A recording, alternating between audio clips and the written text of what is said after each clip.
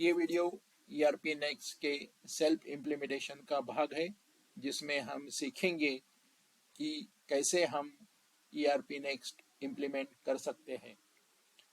आज के इस वीडियो में हम लोग टूल्स मॉड्यूल के ऊपर चर्चा करेंगे। तो चलिए आज का ये वीडियो हम लोग शुरू करते हैं। जैसे कि आप देख रहे हो कि मेरे वेब ब्राउज़र में मैंने पहले से ही ERP नेक्स्ट एप्लीकेशन का URL डाल के इसका लॉगिन पेज ओपन करके रखा हुआ है। लॉगिन पेज के ऊपर आपका यूजर नेम और पासवर्ड डाल के हम लोग ERP नेक्स्ट एप्लीकेशन में लॉगिन करेंगे।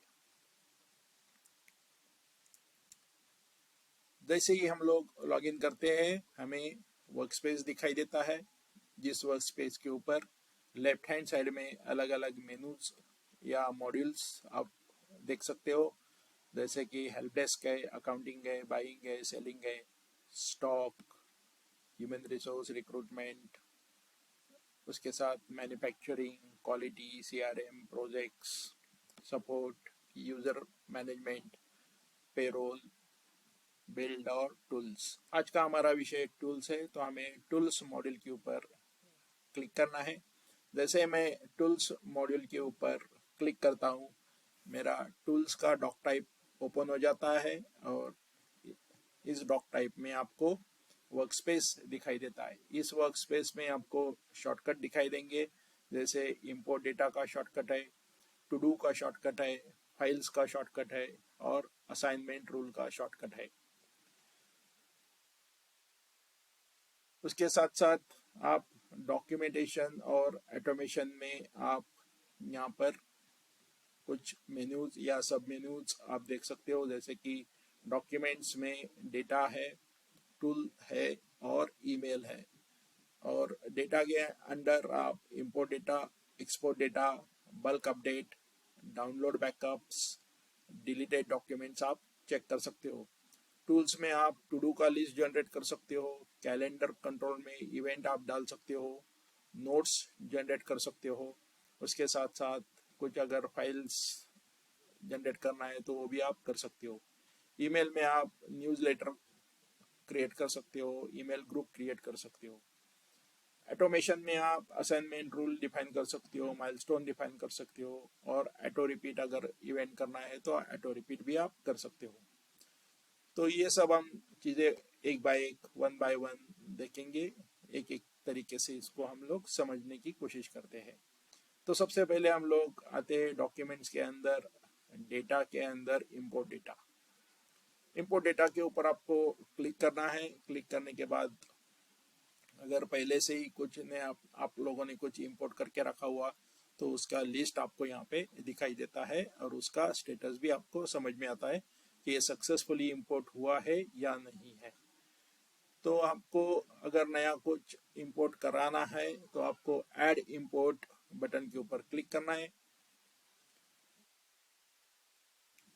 जैसे ही आप ऐड इंपोर्ट बटन के ऊपर क्लिक करते हो तो आपका न्यू डेटा इंपोर्ट का डॉक टाइप ओपन हो जाता है, जिसके ऊपर आपको डॉक्यूमेंट टाइप सिलेक्ट करना है कि कौन सा डॉक्यूमेंट टाइप आपको इंपोर्ट करना है। जैसे कि यहाँ पे मेरे अलग अलग डॉक्यूमेंट टाइप है, जैसे कि अकाउंट है, एक्टिविटी कॉस्ट है, एक्टिविटी लॉग है। आप ड्रॉप डाउन में से आपका डॉक्यूमेंट टाइप यहाँ पे आप सिलेक्ट कर सकते हो। तो हमें सपोज लीड का अगर लेना है तो मैं यहाँ पे लीड डाल देता हूँ। उसके साथ साथ इंपोर्ट टाइप मुझे इंसर्ट न्यू रिकॉर्ड करना है या अपडेट एग्जिस्टिंग रिकॉर्ड करना है, तो मुझे न्यू इंसर्ट रिकॉर्ड करना होगा, तो मुझे इंसर्ट न्यू रिकॉर्ड सिलेक्ट करना है। या अपडेट एग्जिस्टिंग रिकॉर्ड को ही अगर एग्जिस्टिंग रिकॉर्ड को ही अपडेट करना होगा तो मुझे एग्जिस्टिंग सिलेक्ट करना पड़ेगा। तो यहाँ पे मैं न्यू रिकॉर्ड सिलेक्ट करता हूँ। अगर ईमेल सेंड करना है या इंपोर्टर को या नहीं, इसका डिसीजन मेकिंग आप यहाँ से कर सकते हो। इस फ्लैग को, इस चेक बॉक्स को चेक या अनचेक करके आप इसको चेक कर सकते हो। इसके बाद आपको इंपोर्ट लॉग में आपको अगर फेल लॉग देखने हैं अगर कुछ, तो आप यहाँ पे इसको चेक अनचेक कर सकते हो। इतना सब सेटिंग करने के बाद इसको आपको सेव करना है। सेव करने के बाद ये इंपोर्ट डेटा का फाइल से होकर इसको अभी स्टेटस नॉट स्टार्टेड है, तो ये आपको इंपोर्ट के लिए प्रिपरेशन पेज सिलेक्ट करेगा। उसके ऊपर अगर आपको टेम्पलेट डाउनलोड करना होगा तो आप यहाँ पे डाउनलोड टेम्पलेट कर सकते हो, और उसके नीचे आप यहाँ पे आपको जो फाइल इंपोर्ट करना है वो फाइल आप इंपोर्ट फाइल के अटैच बटन के ऊपर क्लिक करके आपके डिजायर लोकेशन से, चाहे वो आपका डिवाइस हो या आप लाइब्रेरी से हो या आपका कुछ अगर लिंक देना चाहते हो तो लिंक आप यहाँ पे सिलेक्ट कर सकते हो। तो आपको अप्रोप्रिएट इसमें जाना है और उसमें जाके आपको फाइल सिलेक्ट करके ओपन करना है। ओपन करने के बाद आपको अपलोड के लिए डॉक्यूमेंट, ये मेरा फाइल तैयार होता है और इसको आपको सिर्फ अपलोड बटन के ऊपर क्लिक करना है। जैसे ही आप अपलोड बटन के ऊपर क्लिक करते हो तो ये मेरा फाइल अपलोड के लिए यहाँ पे अटैच हो जाता है। अटैच होने के बाद अगर आपके कॉलम अप्रोप्रिएट कॉलम या अप्रोप्रिएट टेम्पलेट में ये डॉक्यूमेंट है तो आपको ये फाइल इजीली अपलोड हो जाएगा, और नहीं है तो ये फाइल यहाँ पे सिस्टम अपलोडिंग के लिए आपको ऐसा एरर्स दे सकता है, जैसे कि import file error and warning में नीचे कॉलम मिसमैच के डिटेल्स आपको यहाँ पे देखने को मिल सकते हैं। तो देखिए इस प्रकार के अगर डेटा मिसमैच हो रहा है तो आपको यहाँ पे कॉलम मिसमैच मिलेंगे, क्योंकि हमने ऊपर लिया था डॉक्यूमेंट टाइप लीड। तो लीड का टेम्पलेट अप्रोप्रिएट टेम्पलेट आपके पास होना बहुत जरूरी हो चाहिए, नहीं तो ये कॉलम मिसमैच करेंगे। तो अगर आपको ये लग रहा है कि आप अप्रोप्रिएट नहीं है तो इसको हम लोग क्लियर करते हैं, और क्लियर करके आप वापस दोबारा ये फाइल अटैच कर सकते हो। तो ये हुआ हमारा डेटा इंपोर्ट का। तो वापस चलते हैं टूल्स में।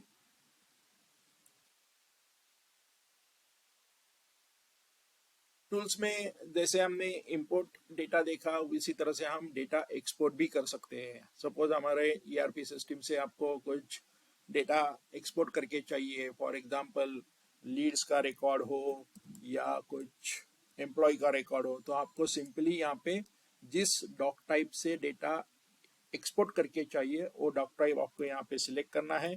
तो मुझे सपोज एम्प्लॉय का रिकॉर्ड चाहिए, तो मैं यहाँ पे एम्प्लॉय का डॉक टाइप सिलेक्ट करता हूँ। एम्प्लॉय के डॉक टाइप में मुझे अलग अलग फील्ड्स यहाँ पे दिखाई देते हैं।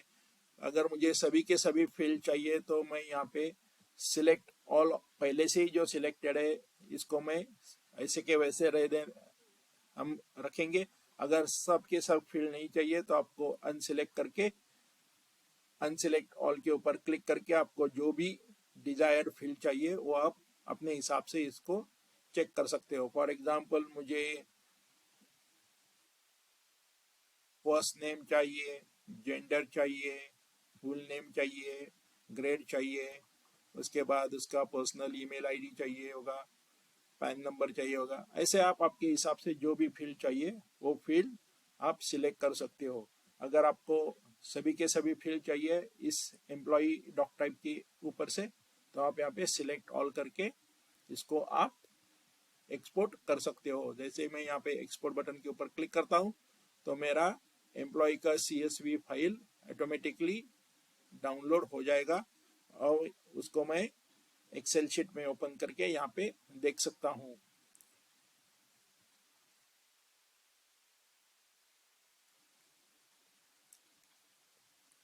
तो इस प्रकार आप ये डेटा एक्सपोर्ट कर सकते हो ERP नेक्स्ट एप्लीकेशन से। बहुत ही आसान तरीका है। उसके साथ साथ आगे बढ़ते हैं हम लोग टूल्स में। अब हमने इंपोर्ट देख लिया, एक्सपोर्ट देख लिया, उसके साथ साथ अगर कुछ बल्क अपडेशन आपको अगर करना होगा तो आप बल्क अपडेशन भी आप यहाँ पे कर सकते हो। उसके लिए आपको सिंपली किस डॉक टाइप में आपको अपडेट करना है वो डॉक टाइप आप यहाँ पे सिलेक्ट कर सकते हो। फॉर एग्जांपल वापस हम लोग एक बार एम्प्लॉय का डॉक टाइप लेते हैं।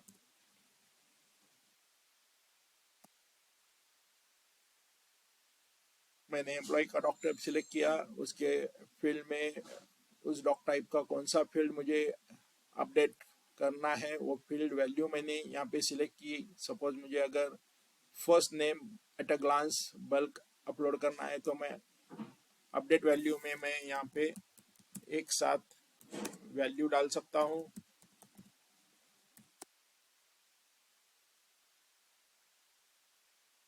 तो इस प्रकार मैंने वैल्यू डाल दी। वैल्यू डालने के बाद अगर कुछ कंडीशंस मैं चेक करना चाहता हूँ एसक्यूएल कंडीशंस, तो उसका स्टेटस अगर मेरा ओपन है या स्टेटस मेरा क्लोज है, उस कंडीशंस में यहाँ पे कंडीशन भी यहाँ पे नीचे मैं लिख सकता हूँ।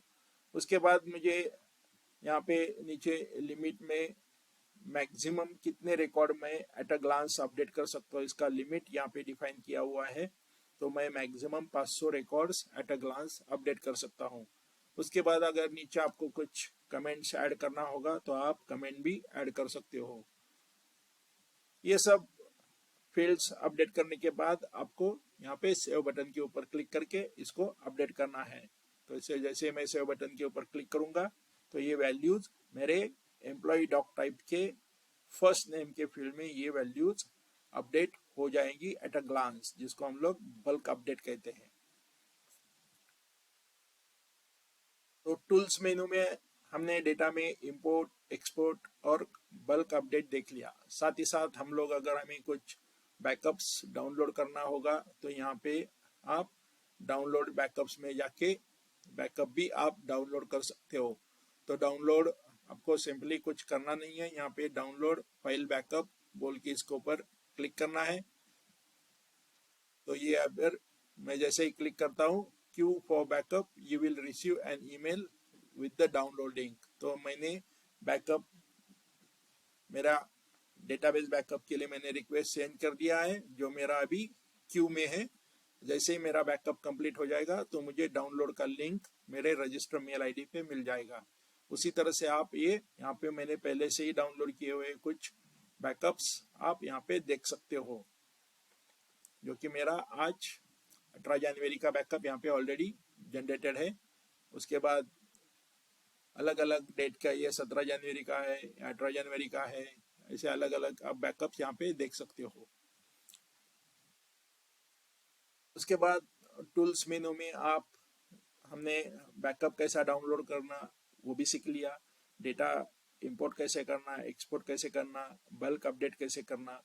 उसके बाद अगर हमने कुछ डॉक्यूमेंट डिलीट किए हुए हैं तो आप यहाँ पे डिलीटेड डॉक्यूमेंट के लिस्ट आप यहाँ पे देख सकते हो, कि जैसे कि मैंने ये वर्चुअल इंटरव्यू का एक अभी डॉक्यूमेंट डिलीट किया हुआ था।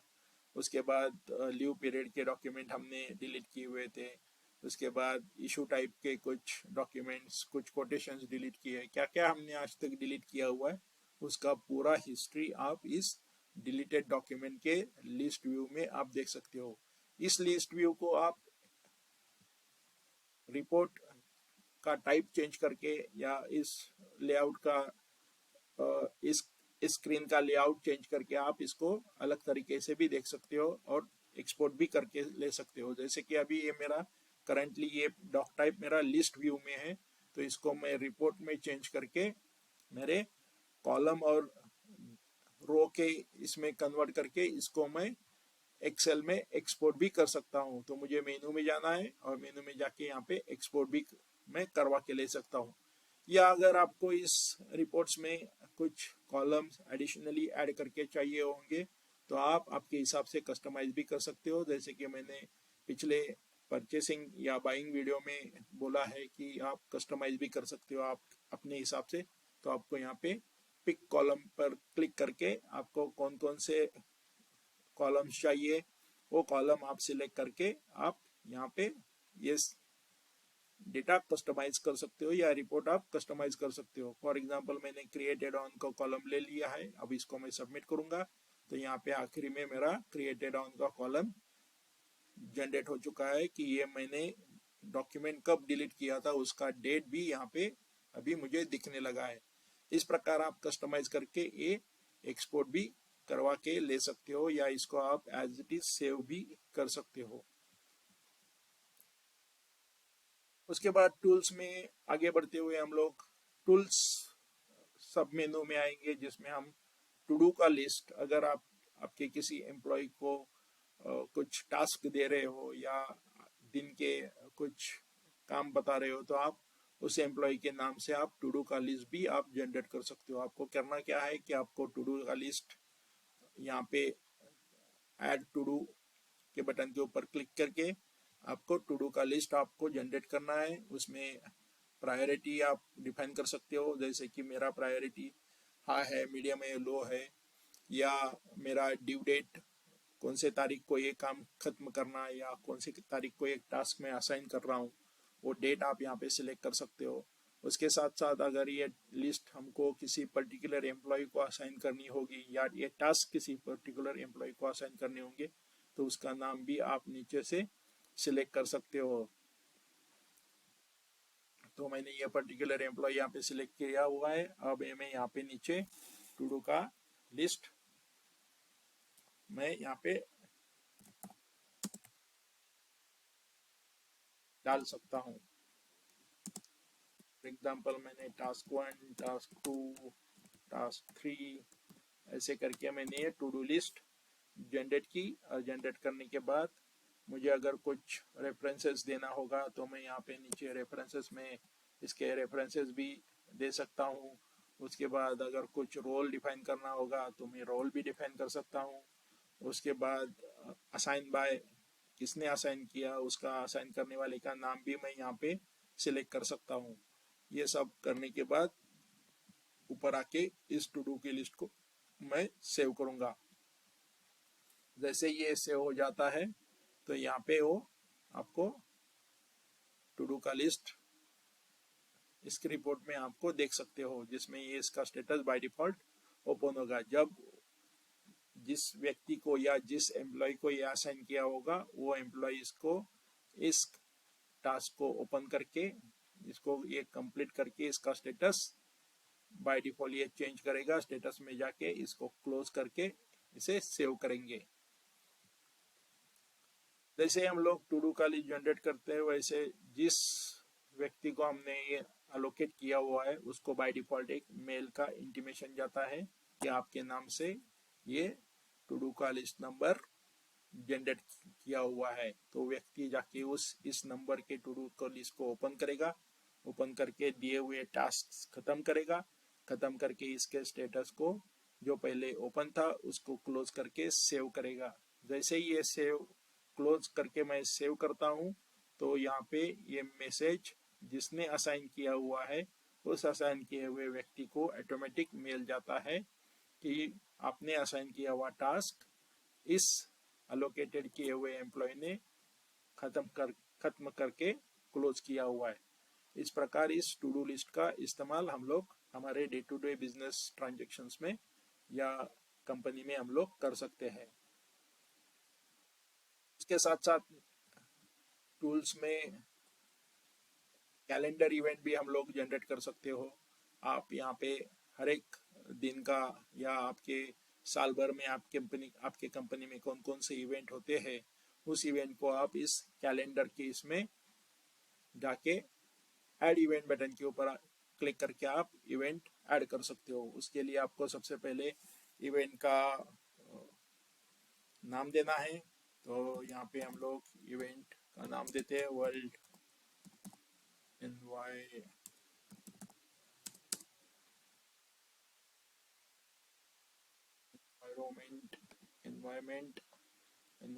डे। वर्ल्ड एनवायरमेंट डे हमें सेलिब्रेट करना है तो कौन से तारीख को ये डे या ये इवेंट चालू होने वाला है उस तारीख को हमें सिलेक्ट करना है। कौन सी तारीख को ये ख़त्म होने वाला है। सपोज ये एक हफ्ता भर चलने वाला है या कुछ महीनों के लिए चलने वाला है या अगर साल भर में चल रहा है तो इसको हम लोग आगे जाके रिपीट भी कर सकते हैं। तो इस प्रकार से ये इवेंट हम लोग यहाँ पे जनरेट कर सकते हैं। इसमें आप इस इवेंट को सेलिब्रेट करने के लिए या इस इवेंट में पार्टिसिपेंट को भी आप ऐड कर सकते हो यहाँ पे clicking on add participant button पर, जिसमें आप ऐड पार्टिसिपेंट के ऊपर क्लिक करने के बाद यहाँ पे आपको ऐड कॉन्टैक्ट्स करना है। जैसे ही ऐड कॉन्टैक्ट्स आप क्रिएट करते हो तो आप यहाँ पे 1 by 1 कॉन्टैक्ट्स यहाँ पे आप सिलेक्ट कर सकते हो। सिलेक्ट करने के बाद यहाँ पे मैंने इस कॉन्टैक्ट को सिलेक्ट करने के बाद इस कॉन्टैक्ट को मैंने इस इवेंट के लिए ऐड कर दिया है। ऐड करने के बाद आप इवेंट टाइप, इवेंट कैटेगरी, आपका इवेंट कैटेगरी क्या है, ये इवेंट है या मीटिंग है या कॉल है या सेंड रिसीव ईमेल करना है, तो ये मेरा इवेंट है इसलिए मैंने इसको इवेंट ही रखता हूँ। इसको अगर स्टेटस मुझे ओपन करना है, कंप्लीटेड है, क्लोज है, जो स्टेटस है वो मैं सिलेक्ट कर सकता हूँ। इवेंट मेरा फुल डे चलने वाला है तो मैं ये जो डेट रेंज मैंने डिफाइन की हुई वो सभी डेट को अगर चलने वाला है तो मैं इसको ऑल डेज सिलेक्ट करूंगा, या मैं इसको सिंक्रोनाइज विद गूगल कैलेंडर भी कर सकता हूँ। उसके बाद इस इवेंट का अगर मुझे डिस्क्रिप्शन मेंशन करना होगा तो इस इवेंट के बारे में मैं डिटेल डिस्क्रिप्शन भी इस डिस्क्रिप्शन के टेबल में डाल सकता हूँ। जैसे मैंने पहले कहा कि ये इवेंट आपको अगर हर साल अगर रिपीट होने वाला है पर्टिकुलर इसी तारीख को, जो तारीख हमने यहाँ पे स्टार्ट ऑन डेट को लिखा हुआ है, तो यहाँ पे हम लोग इसको हम रिपीट दिस इवेंट के ऊपर चेक करके इसको हम रिपीट कब करना है, ईयरली करना है या प्रत्येक वीकली करना है, क्वार्टरली करना है या मंथली करना है, ये भी हम लोग यहाँ पे रिपीट दिस इवेंट के फ्लैग को चेक करके आप सिलेक्ट कर सकते हो। उसके साथ साथ इसका रिमाइंडर आपको इवेंट डेट के in the morning, early in the morning आप जैसे ही लॉग इन करोगे सिस्टम को तो उसका आपका एक ईमेल यहाँ पे आपको ट्रिगर हुआ मिलेगा। तो इवेंट दिन के उसी दिन सवेरे सवेरे मॉर्निंग में इस सिस्टम ERP नेक्स्ट सिस्टम एक ईमेल ट्रिगर करेगा इवेंट रिमाइंडर के बारे में, तो आपको ये इवेंट का रिमाइंडर भी मिलेगा। तो इस प्रकार से आप कैलेंडर में जाके इवेंट्स ऐड कर सकते हो, उसको उस इवेंट के लिए आप पार्टिसिपेंट भी डिफाइन कर सकते हो।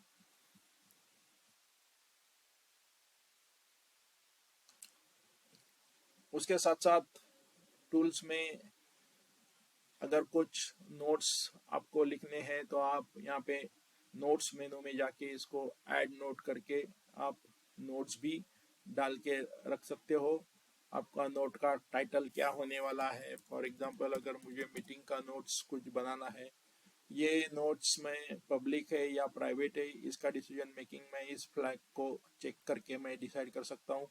नोट के कंटेंट्स क्या है वो मैं यहाँ पे कंटेंट में जाके लिख सकता हूँ। उसके बाद ये नोट्स किस किस लोगों ने देखने चाहिए या किनको किनको ये व्यू होना चाहिए वो भी मैं यहाँ पे यूजर्स में नीचे से ऐड कर सकता हूँ। अगर मुझे एम्प्लॉय कंपनी के किसी पर्टिकुलर एम्प्लॉय को देखना होगा या भेजना होगा या और कोई व्यक्ति को या मेरे टीम के कलीग मेंबर्स को किसको अगर मुझे नोट्स दिखाने होंगे तो मैं यहाँ पे नीचे यूजर्स भी मैं ऐड कर सकता हूँ। जैसे मैं ये नीचे यूजर्स के टेबल में मैं या सीन बाय के टेबल में मैं यूजर्स ऐड करता हूँ तो एक नोटिफिकेशन ERP नेक्स्ट सिस्टम एक मेल ट्रिगर करेगा कि आपके लिए आपके कलीग ने ये नोट्स ऐड करके रखे हुए, कृपया इसको एक बार देख लीजिए। तो ऐसा एक मेल ट्रिगर हो जाएगा इन पर्टिकुलर्स यूजर्स के लिए, तो यूजर्स ओपन करके ये नोट्स चेक कर सकते हैं।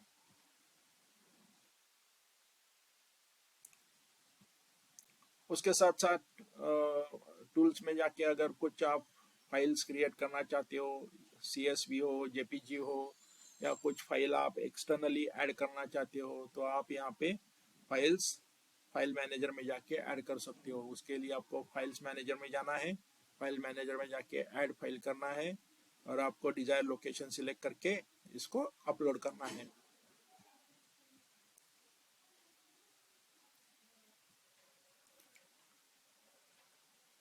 उसके साथ हम लोग ईमेल के अंदर न्यूज़लेटर अगर क्रिएट करना चाहते हैं तो हम लोग यहाँ पे न्यूज़लेटर क्रिएट कर सकते हैं, जिसके लिए आपको न्यूज़लेटर में जाके ऐड न्यूज़लेटर बटन के ऊपर क्लिक करना है।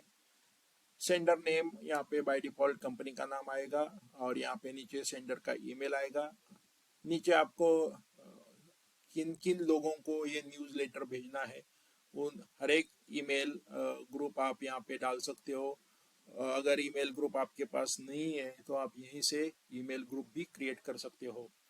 तो यहाँ पे आप ईमेल ग्रुप क्रिएट करके इस ग्रुप को अटैच करके यहाँ पे आप ईमेल ग्रुप्स ऐड करके आपके न्यूज़लेटर का सब्जेक्ट डाल के उसका टाइप, कंटेंट टाइप कौन सा होना चाहिए, ये आप रिच टेक्स्ट या मार्कडाउन या HTML पेज, आप कुछ भी यहाँ पे कंटेंट टाइप सिलेक्ट कर सकते हो।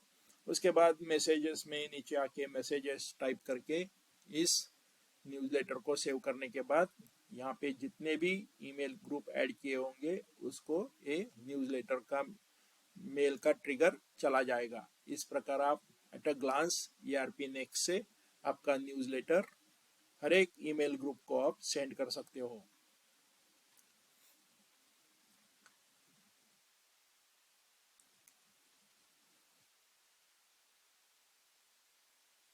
उसके बाद ऑटोमेशन में आप असाइनमेंट रूल्स अगर कुछ डिफाइन करना है तो आप असाइनमेंट रूल डिफाइन कर सकते हो। उसके लिए आपको असाइनमेंट रूल में जाना है और इसको ऐड असाइनमेंट रूल करना है। असाइनमेंट रूल करने के बाद आपको जैसे बिलिंग साइकिल हो, आपको कौन सा असाइनमेंट रूल डिफाइन करना है उसका नाम देना होगा। उसके बाद डिस्क्रिप्शन में ऑटोमेटिक असाइनमेंट या और आपको अगर कोई डिटेल डिस्क्रिप्शन डालना होगा तो आप डिटेल डिस्क्रिप्शन डाल सकते हो। ये रूल कौन से डॉक टाइप या डॉक्यूमेंट टाइप को एप्लीकेबल होने वाला है, आप वो डॉक टाइप यहाँ पे आप सिलेक्ट कर सकते हो। उसके लिए